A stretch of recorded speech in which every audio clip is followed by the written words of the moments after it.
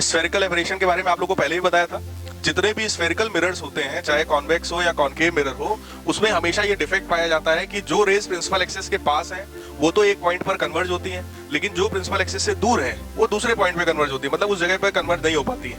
इस वजह से जो फाइनल इमेज बनती है वो ब्लर्ड हो जाती है। This defect is known as spherical aberration. Ray diagram इसका क्या है?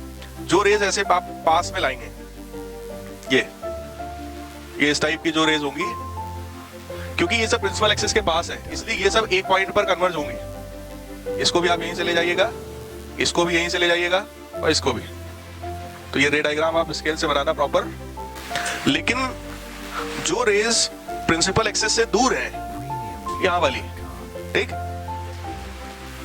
ये रेज उस पॉइंट पर कन्वर्ज ना होकर के उससे थोड़ा सा अलग कन्वर्ज होती है। इसी तरीके से जो यहां की रेज होंगी, जो यहां वाली रेज होंगी, उनका भी कन्वर्जिंग पॉइंट कुछ यहां होगा, किसी का थोड़ा इधर होगा, बात समझ रहे ना? तो एक पॉइंट पर बेटा इमेज नहीं बन पाती है। अब यहां पर नाम क्या है? जो रेज प्रिंसिपल एक्सिस के पास है इनका नाम होता है पैराक्सियल रेज, और जो रेज प्रिंसिपल एक्सिस से दूर है they are known as marginal rays. तो आप क्या लिखेंगे इसमें?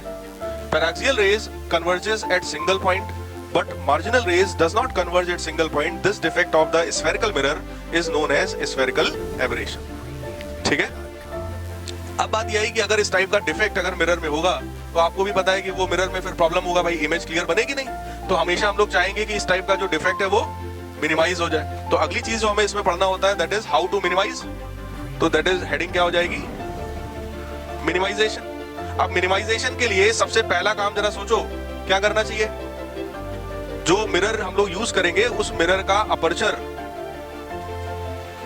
स्मॉल होना चाहिए, ठीक है। दूसरी चीज जो हम लोग कर सकते हैं बेटा, इसमें हम लोग स्टॉपर्स लगा सकते हैं। स्टॉपर्स का मतलब ये होता है कि हम लोग यहां पर भाई जो मार्जिनल रेज है, क्योंकि प्रॉब्लम तो मार्जिनल रेज ही क्रिएट कर रही है, तो इन मार्जिनल रेज के लिए हम लोग यहाँ पे पहले से एक ऐसा रबर का स्टॉपर लगा देंगे, मतलब ये रेज आएंगी, यही एब्जॉर्ब हो जाएगी, बवाल खत्म, वो मिरर तक जाएगी नहीं।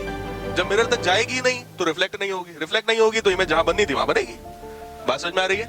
और तीसरा इसका मिनिमाइजेशन का तरीका है बाय यूजिंग पैराबोलिक मिरर। तीसरा इसका मिनिमाइजेशन कैसे कर सकते हैं हम लोग? By using parabolic mirror. भाई अभी तक हम लोग जो मिरर यूज कर रहे हैं वो कैसे है? स्फेरिकल। पैराबोला का मतलब समझते हैं ना? मतलब इस बार जो मिरर होगा वो कुछ ऐसा होगा, ऐसा होने से जो मार्जिनल रेज होंगी या पैराक्सियल रेज होंगी सभी एक ही पॉइंट पे कन्वर्ज होंगी। बात समझ में आया ना? तो हम लोग इस टाइप का मिरर जो होगा बेटा वो यूज करेंगे, that is known as parabolic mirror.